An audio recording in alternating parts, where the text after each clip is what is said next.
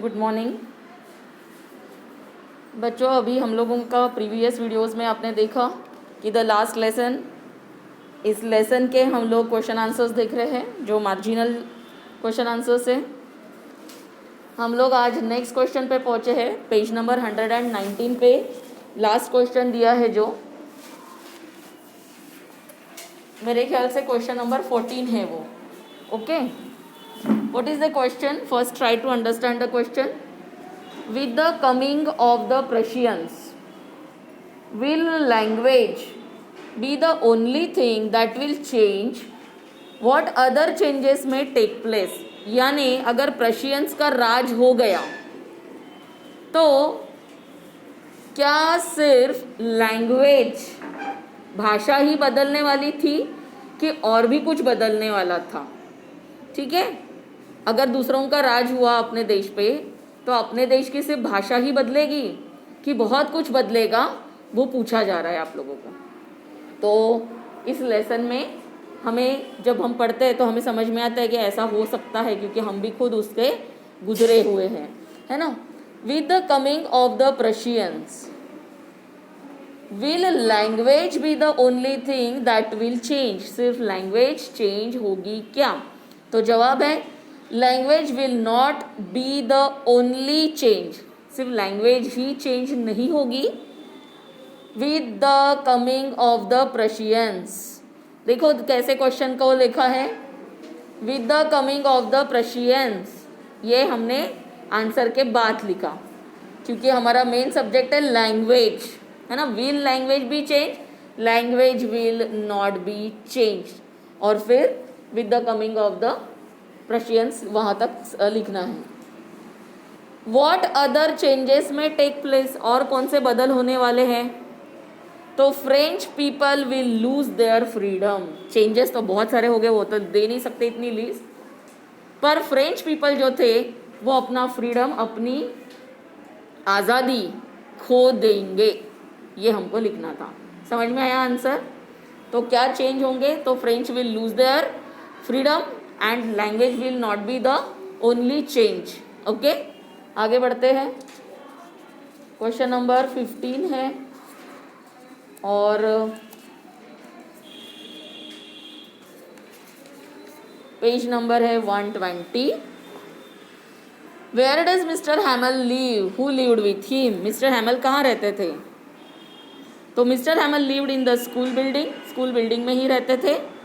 About the classroom, classroom के ऊपर एक रूम बना था, वहाँ पे वो रहते थे। And who lived with him, who की जगह पे कौन रहता था वो देना है, बाकी सेम लिखना है। तो his a sister lived with him. ठीक है, his sister will live with him. Who lived with him का आएगा his sister lived with him. आगे बढ़ते हैं। Guess why mister Hamel was living the country. Guess करना है आपको, अनुमान लगाना है कि क्यों मिस्टर हैमल देश छोड़ने वाले थे। तो the country was overpowered by Prussians. Country के ऊपर, देश के ऊपर प्रशियंस का राज होने वाला था, वो ओवर पावर करने वाले थे। And so he was living the country, और इसीलिए वो देश छोड़कर जा रहे थे। हमने देखो यहाँ पे वाई का जैसा ये mister Hamel was living the country because his country was overpowered by Prussians. ये भी हम लिख सकते हैं जैसा मैंने अक्सर आपको बताया है। और नहीं तो पहले हम रीज़न दे सकते हैं, the country was overpowered by the Prussians, और फिर जो रीज़न है, क्वेश्चन है, वो हम दे सकते हैं एंड सो, इसलिए। हम वैसे करते हैं बिकॉज से, है ना। तो सो का मतलब भी बिकॉज ही होता है, लेकिन सो से अगर रचना करनी है आपको वाक्य की तो सो के बाद में जो क्वेश्चन का कंस्ट्रक्शन है वो लेना है, और बिकॉज अगर करना है तो पहले क्वेश्चन लेना है और फिर बिकॉज करके आंसर लिखना है। ठीक है, दोनों तरीके से आपको समझ में आ सकता है।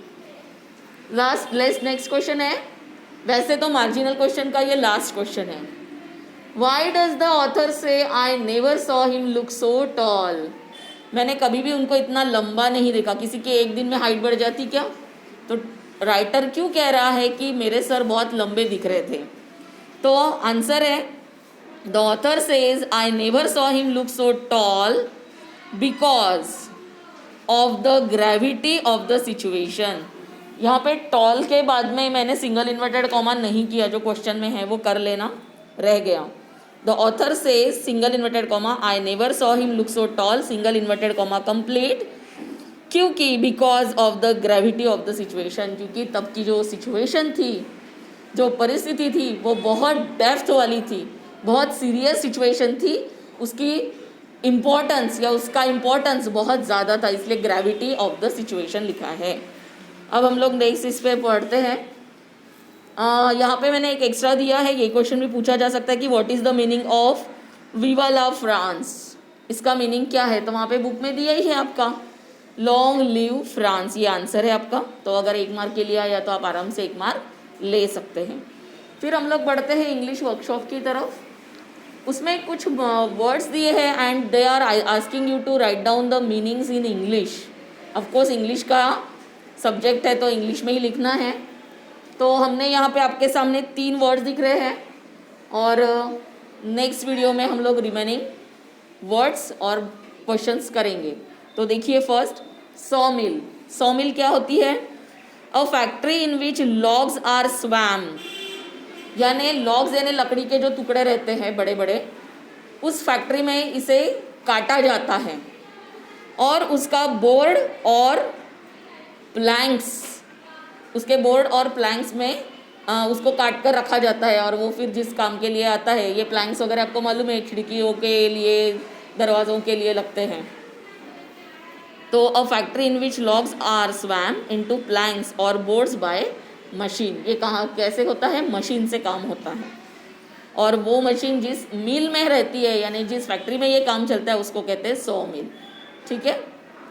अब प्रशियन का मतलब क्या है? अभी प्रशियन नहीं बोला जाता है। People relating to the former kingdom of Prussia. Former kingdom यानी प्रशिया के जो पुरातन काल में जो लोग रहा करते थे, उनको प्रशियंस कहा करते थे। ठीक है, वो देश के लोग हैं, जैसे इंडिया के इंडियंस, अमेरिका के अमेरिकन्स, वैसे प्रशिया के प्रशियंस। ठीक है। तो people relating to the former kingdom of Prussia. And next है apprentice. What is apprentice? A person who works for low pay, जो कम सैलरी पे काम करता है, जिसकी तनख्वाह कम होती है, इसलिए in order to learn the skills needed in a particular job, वो इसलिए करता है क्योंकि वो वहाँ पे अपने किसी जॉब के लिए सीखने के लिए आता है। जैसे कोई ग्रेजुएशन या डिप्लोमा करता है और फिर उसको फैक्ट्री में जाना होता है, तो कुछ दिन उसको लर्नर करके रखते हैं, ट्रेनर करके, कि ट्रेनिंग लेगा, उसके बाद में फिर इसको नौकरी पे रखेंगे। लेकिन वो ट्रेनिंग के उन्हें कुछ पैसे मिलते हैं, एकदम फ्री में नहीं करवाते, उनसे थोड़े पैसे मिलते हैं। तो ऐसे ही लोगों को कहते हैं अप्रेंटाइज। आई होप आपको समझ में आया होगा। हमारे नेक्स्ट वीडियो में आप बचे हुए क्वेश्चन आंसर्स देखेंगे। हैव अ गुड डे बच्चों।